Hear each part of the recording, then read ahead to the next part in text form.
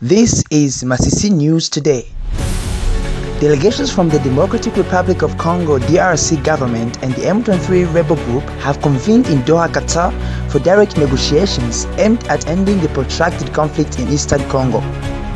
This marks the first face-to-face meeting between the two parties since M23's rapid territorial gains earlier this year, including the capture of Goma and Bukavu. The talks, facilitated by Qatar, follow a surprise meeting between Congolese President Felix Tshisekedi and the Rwandan President Paul Kagame. Despite this diplomatic engagement, progress remains tentative. M23 demands the annulment of death sentence against its members, while Kinshasa insists on the rebels' withdrawal from the occupied territories. A rebel source criticized the Congolese delegations as ill-prepared, and a government official cautioned that the resolution may take months. The conflict, rooted in historical tensions and competition over mineral-rich regions, has displaced over 7 million people and caused thousands of deaths.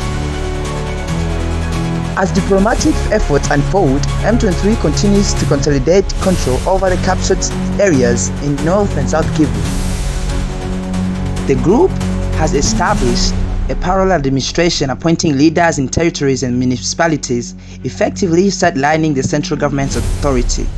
This de facto governance includes the imposition of taxes, enforcement of local laws, and management of public services.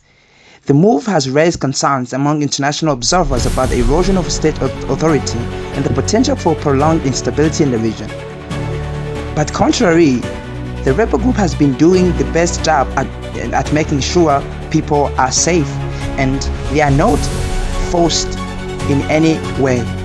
So in the outskirts of Goma, renewed clashes between M23 forces and the Kinshasa-led coalition have resulted in significant casualties. Following an exchange of fire, numerous bodies were found strewn across the area, highlighting the conflict's human cost. M23 reportedly captured several government soldiers during the skirmish. The violence disrupted the relative calm in the region, causing property damage and instilling fear among residents.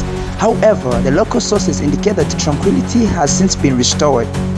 The tensions remain high. So the situation in eastern DRC remains volatile, while the Doha talks offer a glimmer of hope for a negotiated settlement. M23's entrenchment in occupied territories and ongoing hostilities underscore the challenges ahead. The international community watches closely, aware that the path to peace is fraught with obstacles and the stakes are exceedingly high.